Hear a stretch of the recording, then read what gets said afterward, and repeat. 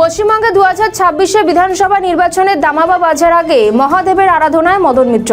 নির্বাচনকে পাখির চোখ করে গুটি সাজাতে মহাশিবরাত্রির দিন দলীয় কর্মীদের সঙ্গে নিয়ে ভবানীপুর থেকে ভূতনাথ মন্দিরে পায়ে হেঁটে জল ঢালতে গেলেন কামারহাটির বিধায়ক মদন মিত্র। রবিবার ভবানীপুর ইউনাইটেড ফোরাম থেকে যাত্রা শুরু হয় তার।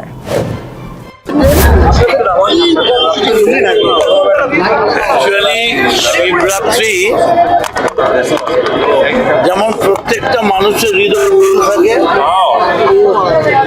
हर आदमी का अंदर में दिल रहते हैं, लेकिन सब दिलदार नहीं।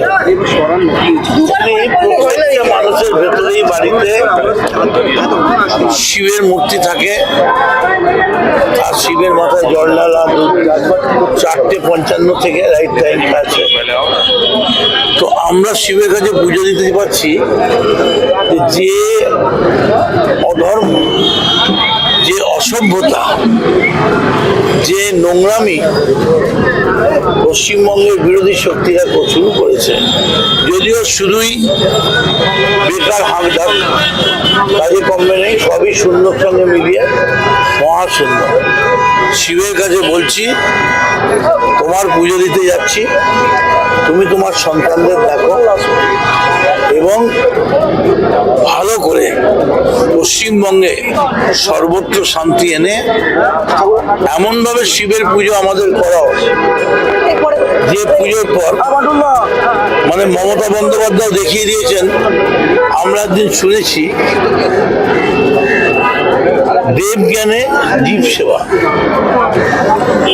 মমতা বন্দ্যোপাধ্যায় যেভাবে জীবের সেবা করেছেন, মানুষের সেবা করেছেন, এটারই একটা বহিঃপ্রকাশ হিসেবে সারা বাংলায় এরকম কয়েক লক্ষ জায়গা থেকে শিবের মিছিল বেরোচ্ছে এবং প্রত্যেকেরই স্লোগান ভোলে বাবা পার করেগা, ত্রিশূলধারী পার করেগা, 26 সাল পার করেগা। একটা বিষয় সেটা হচ্ছে, আজকে আমরা দেখলাম যে মমতা বন্দ্যোপাধ্যায় তিনি সকালবেলাতেই ফেসবুকে পোস্ট করেছেন যে রাজ্যের কোথায় কোথায় কোন কোন শিল্পকে উন্নয়ন করেছেন, বিস্তারিত তথ্য দিয়েছেন।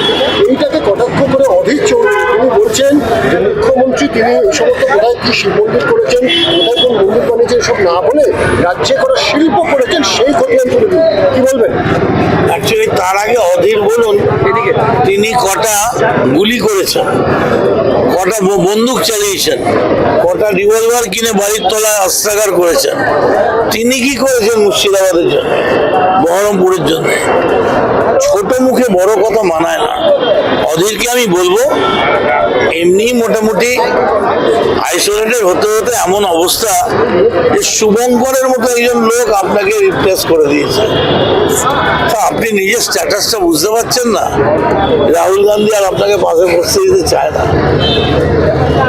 আর মমতা বন্দ্যোপাধ্যায় কি করেছেন সেই টেটটা অধীরবাবু 26 মে মাসে খুব তাড়াতাড়ি পেয়ে যাবেন।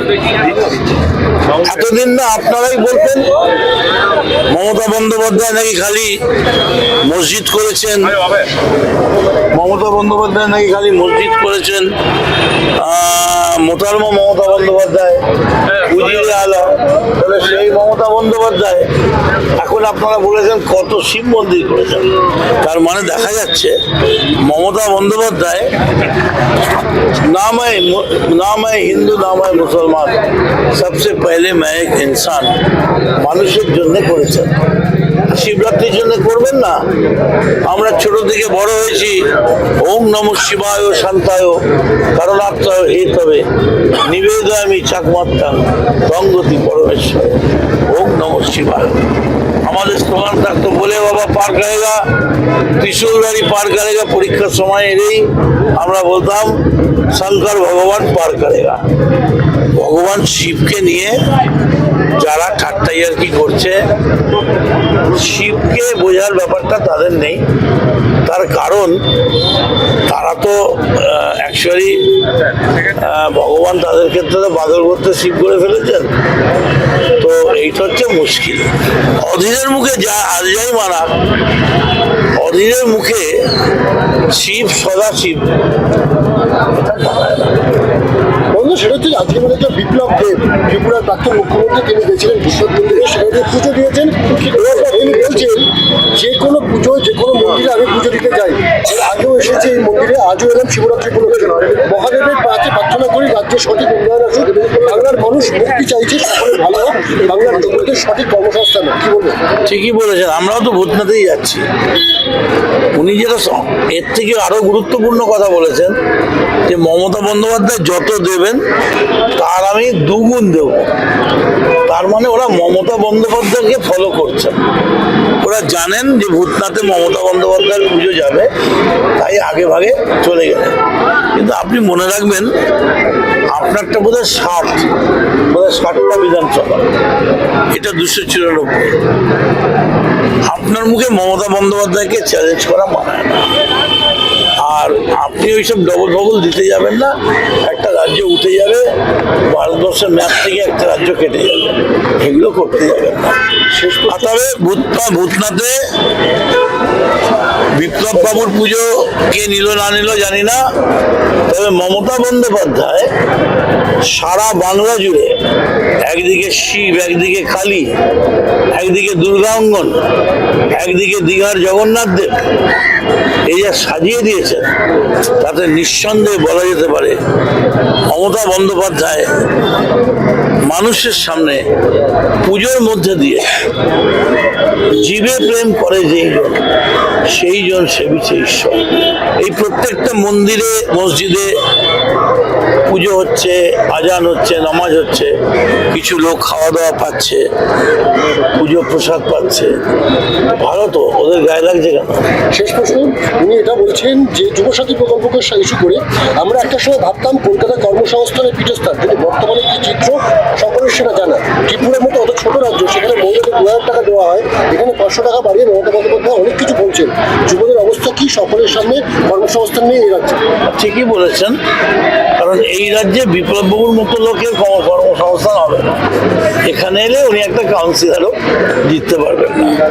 আর যেটা বলেছেন ওখানে মেয়েদের বেশি দেওয়া হয়, আমি জানি না, তবে আপনার যদি 4টে সন্তান হয়, আপনি 4টে করে লুচি বা মোহনভোগ দিতে পারবেন।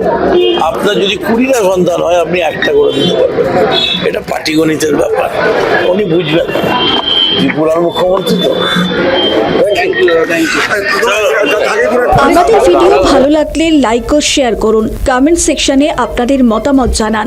আরও ভিডিও পেতে আমাদের চ্যানেলটিকে সাবস্ক্রাইব করুন এবং প্রতি মুহূর্তে খবরের আপডেট পেতে প্রেস করুন বেল আইকন।